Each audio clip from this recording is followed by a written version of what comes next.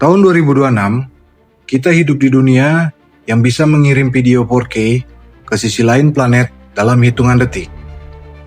AI dapat membuat software.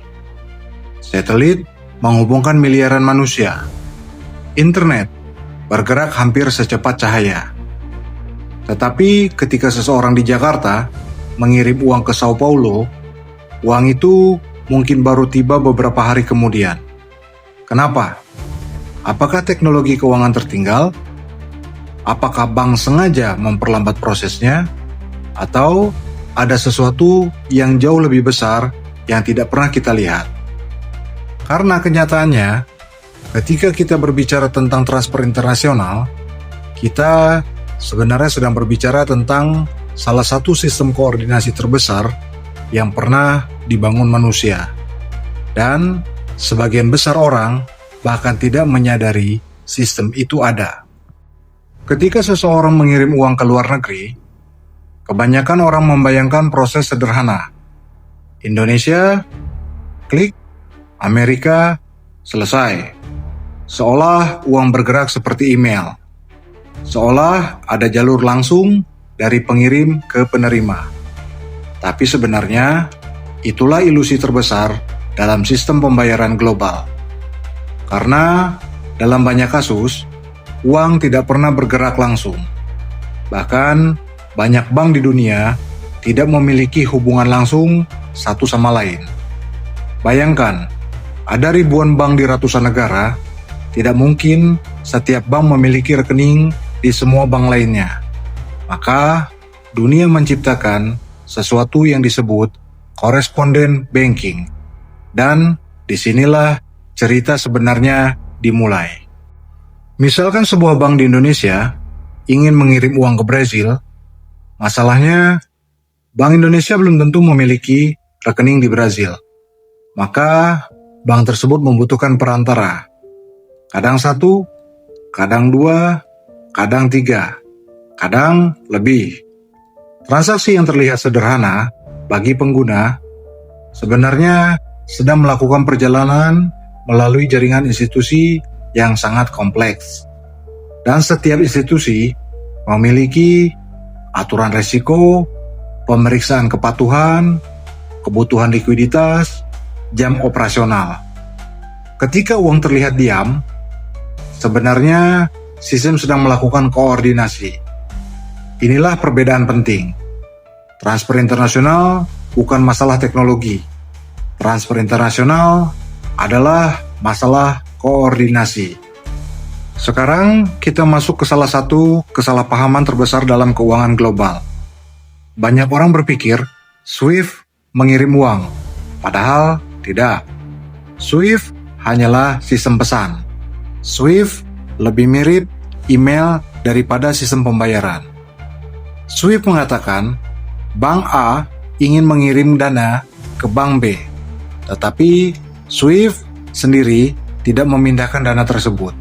Yang dipindahkan adalah instruksi, pesan, permintaan, data, dan setelah pesan dikirim, proses settlement yang sesungguhnya baru dimulai.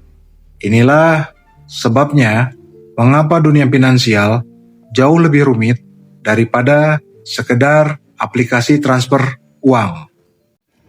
Jika teknologi bukan masalahnya, lalu apa? Jawabannya adalah trust atau kepercayaan. Sistem keuangan global tidak dibangun untuk menjadi cepat. Sistem keuangan global dibangun untuk menjadi aman. Sebelum transaksi bernilai jutaan dolar diselesaikan, sistem harus memastikan bukan pencucian uang, bukan pendanaan terlarang, bukan transaksi ilegal, bukan pelanggaran sanksi, bukan aktivitas penipuan. Setiap pemeriksaan membutuhkan waktu, dan setiap negara memiliki standar berbeda. Yang sedang bergerak lambat bukan uangnya. Yang sedang bergerak lambat adalah proses verifikasi kepercayaan. Ini adalah insight yang mengubah cara kita melihat sistem keuangan. kecepatan uang dibatasi oleh kecepatan trust. Selama puluhan tahun, dunia hanya memiliki satu jaringan koordinasi utama. Hari ini, situasinya mulai berubah. Stablecoin muncul sebagai bentuk infrastruktur baru.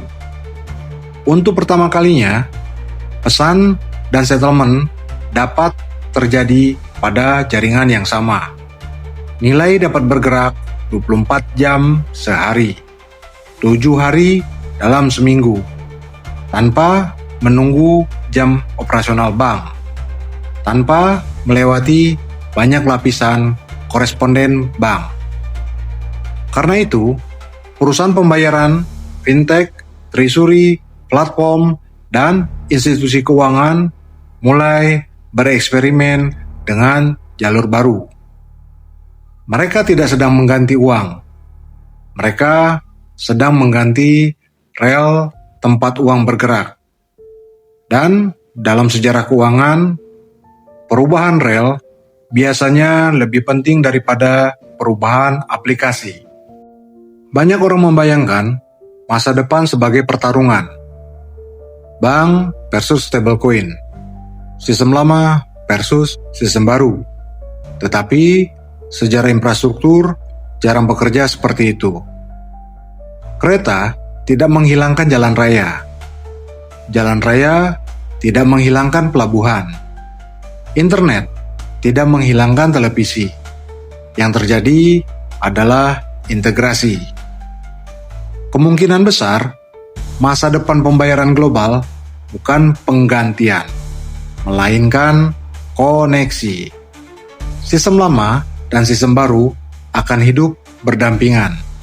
Dan perusahaan paling penting bukanlah yang memiliki salah satu sisi, melainkan yang mampu menghubungkan keduanya. Jika kita melihat lebih dalam, yang terjadi bukan perang aplikasi, bukan perang fintech, bukan perang kripto. Yang sedang terjadi adalah perang infrastruktur. Siapa yang mengontrol likuiditas, siapa yang mengontrol settlement, siapa yang mengontrol compliance, siapa yang mengontrol routing, siapa yang mengontrol koordinasi, akan menjadi pemain paling penting dalam sistem keuangan berikutnya.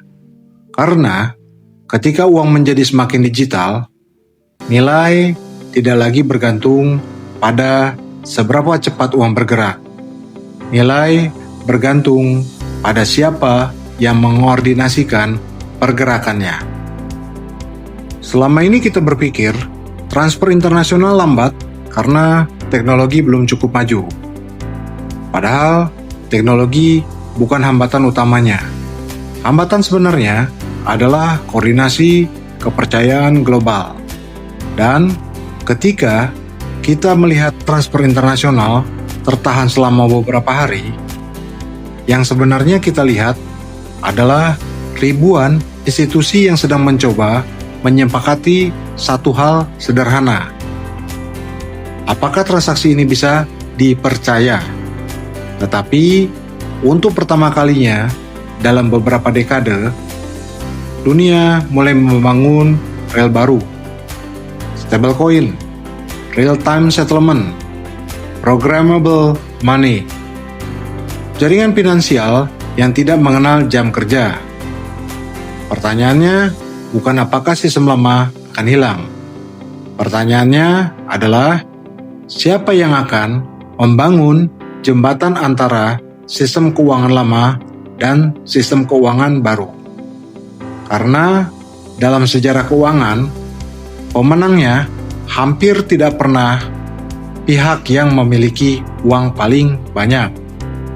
Pemenangnya adalah pihak yang mengendalikan koordinasi.